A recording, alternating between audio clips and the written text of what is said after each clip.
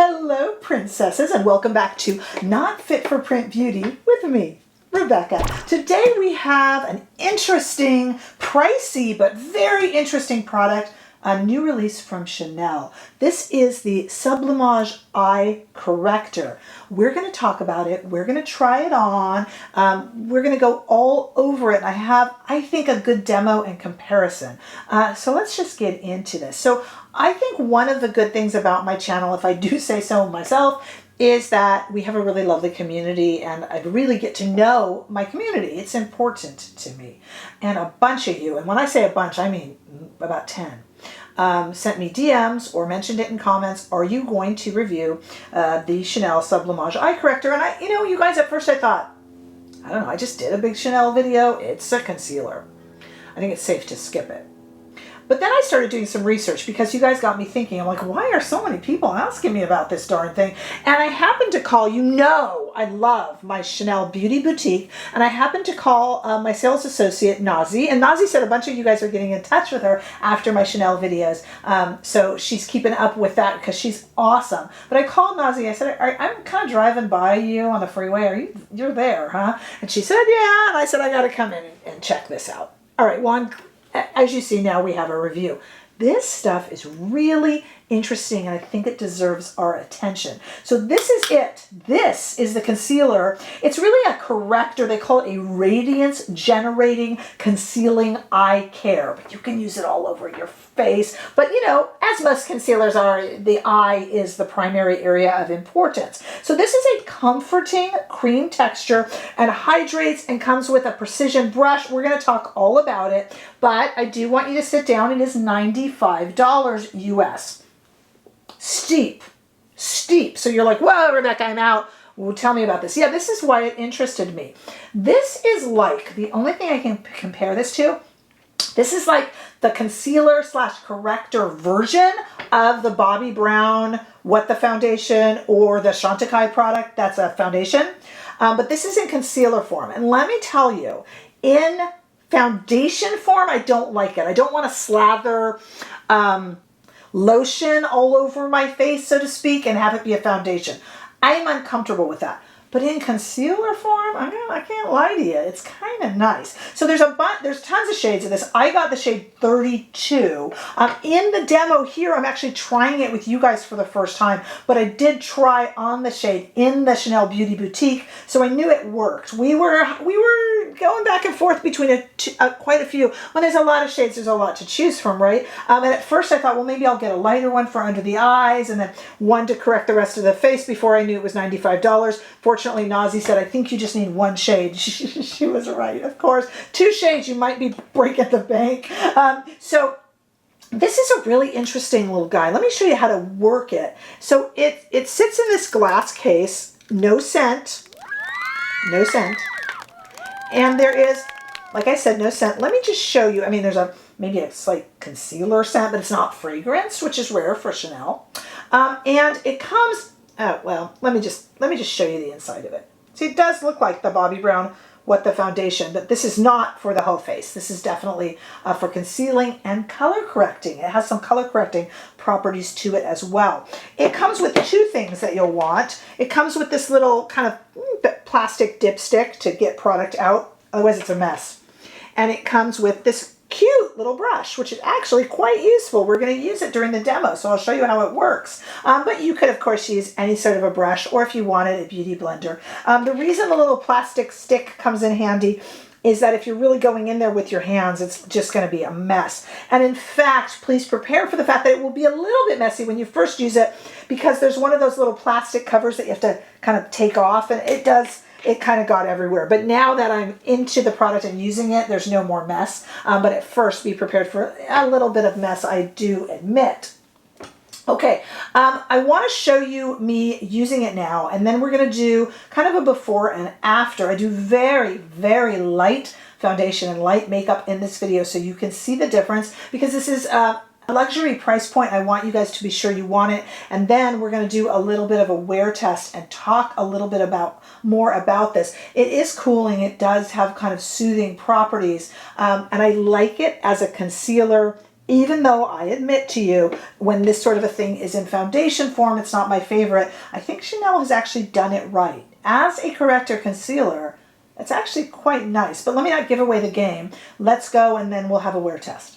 Watch now. Let me just set the stage here. I do have a little bit of foundation on, but I went very, very light on it. I'm wearing the Chanel No. 1 foundation, which is a firm favorite of mine. Let me tell you what my thinking was here.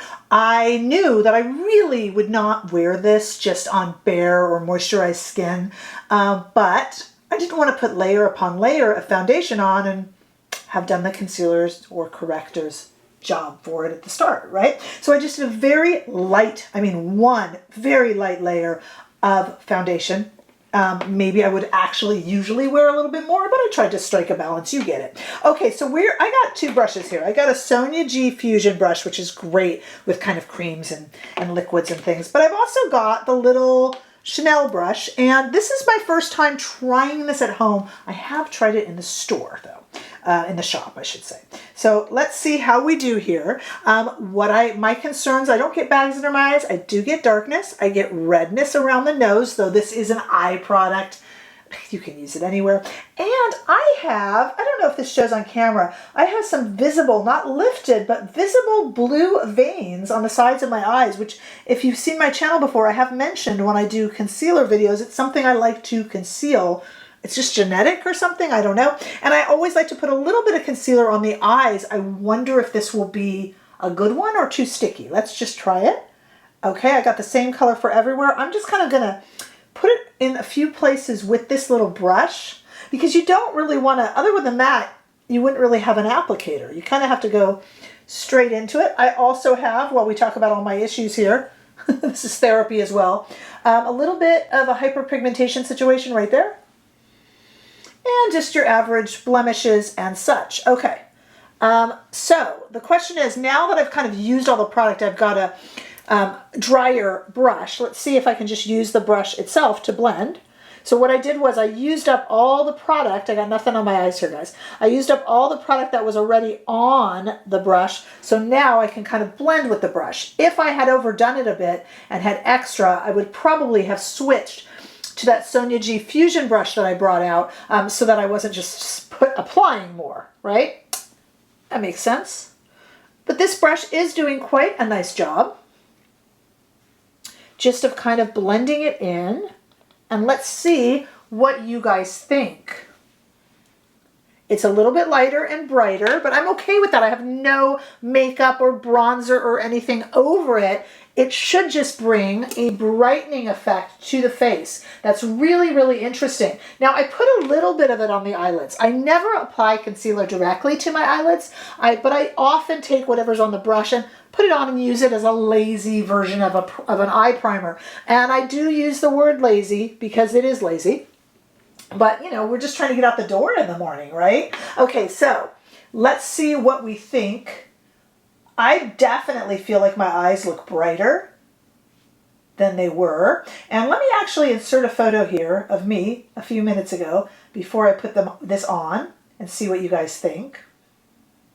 Take a little picture of it. And here I am next to it.